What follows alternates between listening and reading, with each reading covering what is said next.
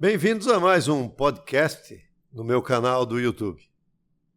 Pauta oculta, a ideologia por trás do sistema Globo de comunicação. Hoje eu vou falar um pouco de economia.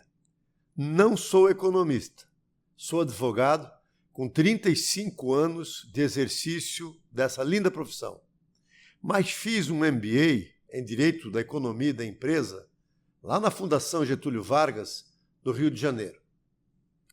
Nesse final de semana, eu li um belíssimo artigo do Rodrigo Constantino falando sobre as pautas ocultas na grande imprensa brasileira. No artigo, o consagrado jornalista chama atenção para o papel da imprensa livre no sistema republicano. Ninguém nega isso.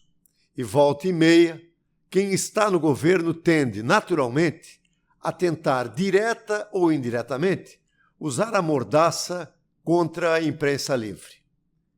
Feito esse registro, eu quero contar uma história.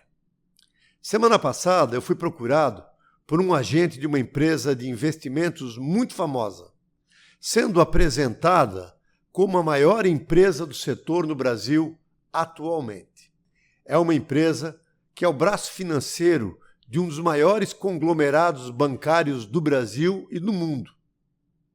Por respeito, eu não vou referir os nomes, mas não é difícil deduzir quem seja.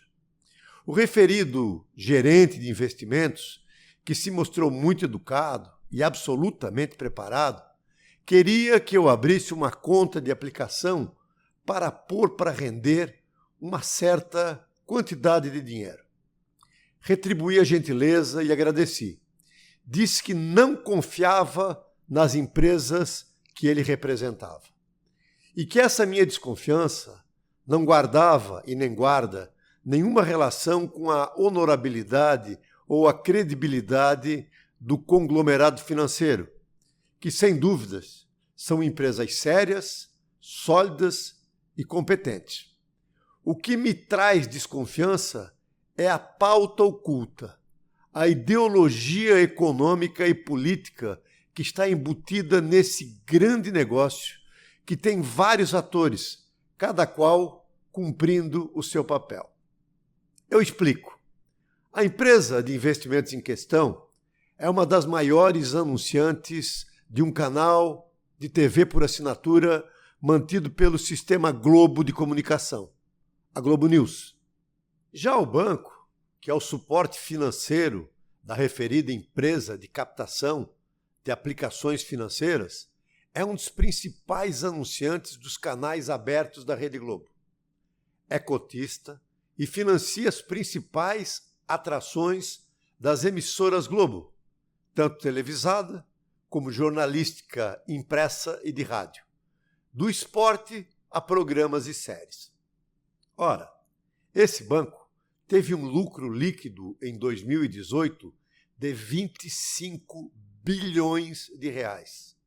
Nos últimos 4 anos, os lucros líquidos acumulados só desse banco chegam perto de 100 bilhões de reais. Isso, eu falei lucro líquido. Você tem ideia de quanto dinheiro é isso? Os 10 maiores bancos brasileiros tiveram lucros acumulados em 2018 que juntos ultrapassam a casa de 100 bilhões de reais. Eu não estou falando aqui de bancos estrangeiros que também operam no Brasil. Essa é a maior transferência de renda que se tem história na humanidade. E por que esses bancos lucram tanto? Porque sustentam a cultura dos rentistas. E quem são os rentistas? Rentistas são pessoas que vivem exclusivamente de renda. De modo geral, não produzem absolutamente nada, a não ser especulação financeira. Viver como rentistas é a prática adotada por grupos particulares, que, para alcançar seus objetivos, agem sempre na tentativa de persuadir o governo a atribuir-lhes o monopólio de exploração econômica de determinado setor. No caso, o setor bancário. Esse tipo de monopólio é muito valioso e gera privilégios magníficos e legais. Quando o rentismo é bem sucedido, como é o caso da exploração de bancos no Brasil, gera benefícios para uma ínfima minoria e acarreta uma transferência brutal de riqueza do público geral para esses grupos de pouquíssimos privilegiados. O Brasil pratica a mais alta taxa de juros do planeta. É o paraíso dos rentistas. Operam no país menos de 50 bancos, que podem ser considerados como sendo de grande porte. Para termos uma ideia, nos Estados Unidos existem cerca de 12 mil bancos. A quem interessa um país em crise crônica e constante em sua economia? Será que não há uma ideologia econômica controlada por esse sistema financeiro? Será que interessa para esse conjunto de poucos privilegiados que o Brasil encontre a sua grandeza? Será que interessa para essa casta que a economia vá bem? E que o país saia da dependência de um sistema financeiro tão concentrado e tão lucrativo? E ainda, não parece evidente que esse sistema de monopólio é quem dita a pauta oculta e se associa à maior empresa de comunicação do Brasil para tentar, de todas as formas, evitar que o país siga em estabilidade? Interessa para esses poucos bancos e banqueiros privilegiados que os juros caiam? Que outros bancos venham a operar no Brasil como um mercado aberto? Que se estabeleça uma concorrência que é fundamento do liberalismo econômico? Me parece que não. Então, para manter seus privilégios e lucros exorbitantes, procuram manter o sistema do qual são os principais patrocinadores e beneficiários. Conservar, literalmente conservar o que está aí. E como fazem isso? Mantendo a velha fórmula. Não sou, em absoluto, contra a atividade econômica, ou mesmo contra qualquer espécie de lucro, desde que seja um lucro legítimo, concorrencial, de competência. Lucro é progresso. O que eu sou contra é o monopólio cruel, abusivo e privilegiado. A Globo e o sistema financeiro brasileiro se retroalimentam. Por isso a Globo bate nas mudanças propostas por um governo liberal. Ao mesmo tempo em que serve os seus senhores provedores, se beneficia da chantagem que sempre fez com governos fracos para não caírem no descrédito popular. E a população é quem paga essa conta. Tudo é sistema financeiro, mesmo que travestido. Ou alguém, em sã consciência, acha que grandes conglomerados de lojas de varejo são boazinhas ao ponto de venderem uma geladeira em 30 prestações sem ter juros especulativos embutidos no valor dessa parcela?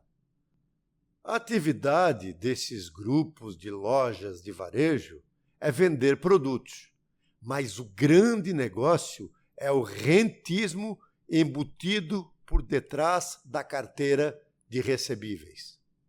Alguém já viu que tenha viajado em outros países esse fenômeno acontecer? Ele só existe no Brasil. E isso custa caro ao país.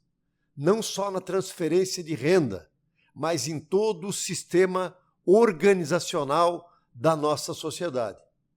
Quer um exemplo desse preço caro? Porque nós, os cidadãos, temos que manter uma estrutura judiciária para que o sistema financeiro recupere os créditos que concedeu sem mensurar os riscos.